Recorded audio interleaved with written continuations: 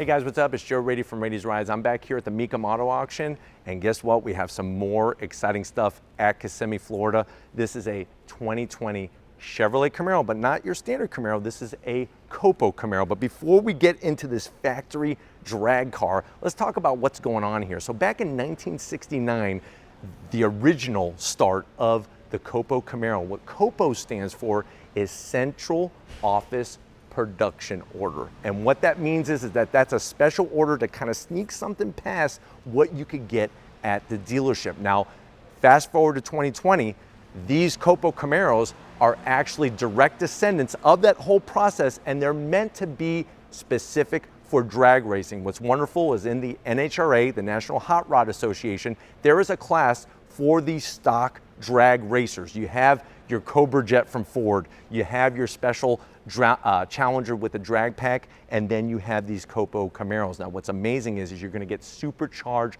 V8 performance, and when I say supercharger, we're talking about the same supercharger off of the almighty ZR1 Corvette. This one being a 2020 is pristine. Here's another little fun fact. They make 69 of them each and every year except for 2020.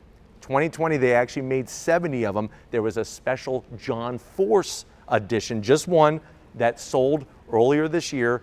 But other than that, since 2012, when they started the program, they've made 69 each year.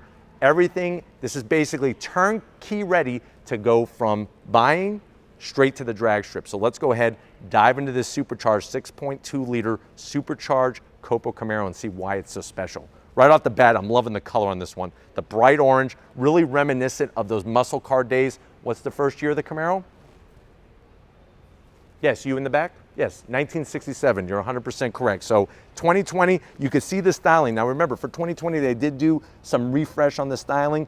The headlight design looking really sinister, very small. You can see how all the air is gonna be channeled because this thing is meant to hook up and get down that quarter mile. A little bit of gloss black as we come across the front. One thing I'm a little surprised about is that they didn't use the flow tie. So remember, back in 2014 on the Z28 Camaro, Chevrolet discovered that if you hollow out the center of the bow tie, that increases airflow.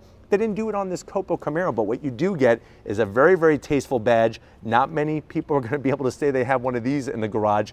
Here's another interesting fact. Most of the time, I'm always talking about, especially on front engine cars, getting the engine closer to the firewall to help balance when you're on a road course. This particular Camaro, they actually took the V8 and moved it an inch forward. Now, if you're wondering, well, why would they do that? Think about it. You're at the drag strip, the Christmas tree goes off, you're on it. It's to help with the nose lifting onto that hard acceleration. Speaking of craziness, look at this. Massive ram air scoop. You could actually see the cone filter element. I'm gonna have Victor kind of earn his money today, but lurking behind that hood is gonna be that ZR1 supercharged engine.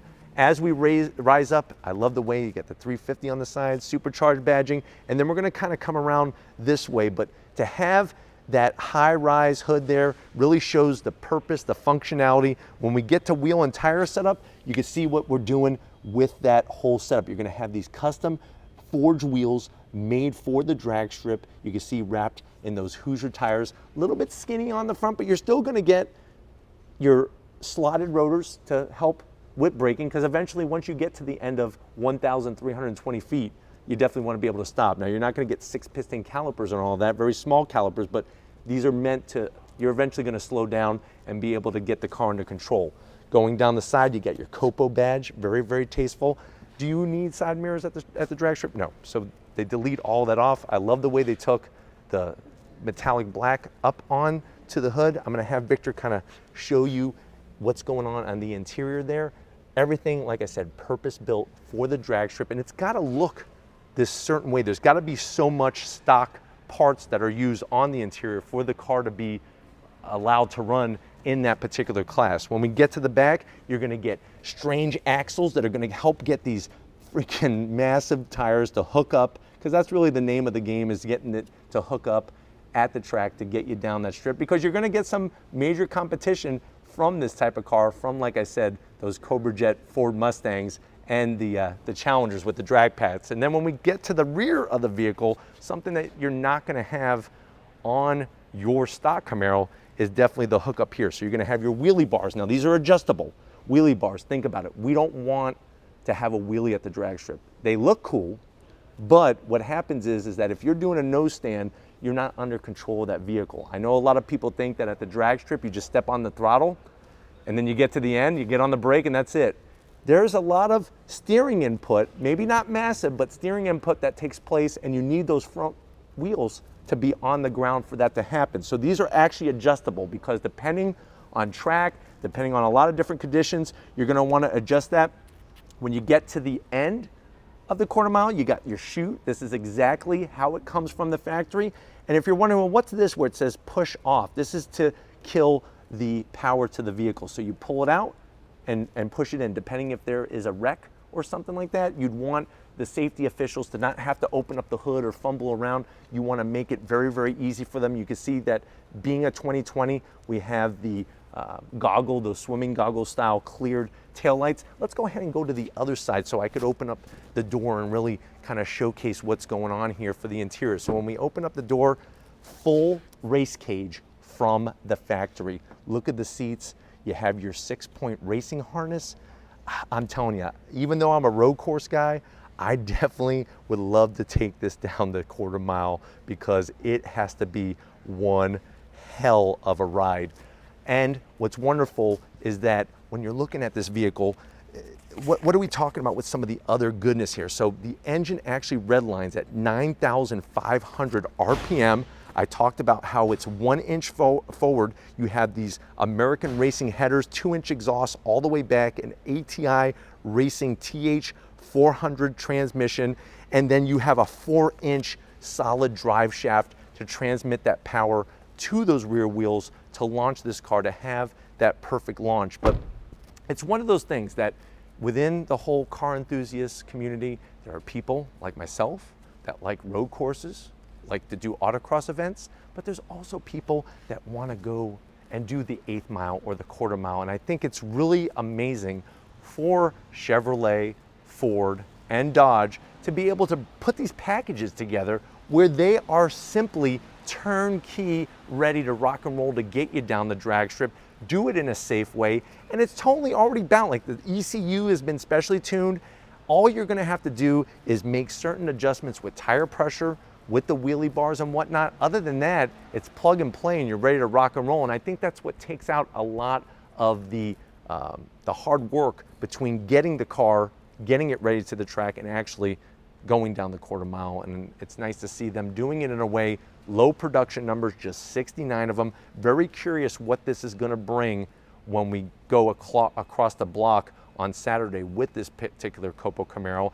And it's going to be fascinating to think about where are we going with it, because remember, Chevrolet has already announced that 2022 is going to be the final year of the Camaro. Now, I know that some of you are like, oh, that's good, get rid of it.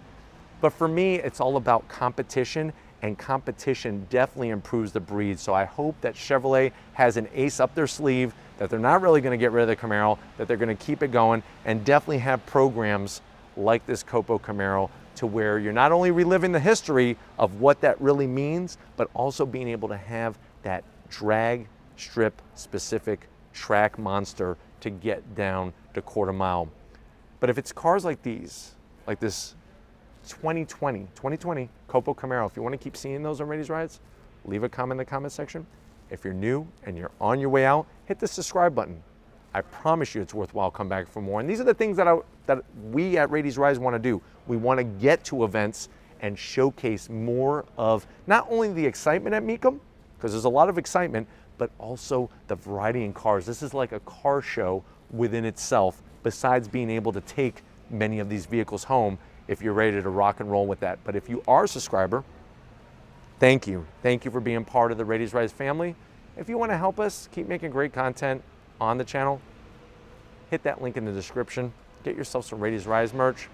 Got to give it up to Victor, working that camera like a champ. You know, Victor, this is his first time coming to Mecum, so it's great to see the expression on his face, because I'm telling you right now, as we're walking around, his eyes are bouncing all over the place, because you never know what you're going to see here. You might see a car, which he has. He's got his eye on a Porsche 944 Turbo sitting outside. He's only seen them in magazines, really. He's seen some at some car shows, but this is one that he can actually bid on. And I think that's what makes Mecum so magical, is that just like Victor, you could be like Victor. You could have that car that you've always dreamed about ever since you were a wee little lad, and now you could get to Mecum and make it happen. So thank you, Victor, for your hard work. And just like always, guys, I'll see you on the next ride.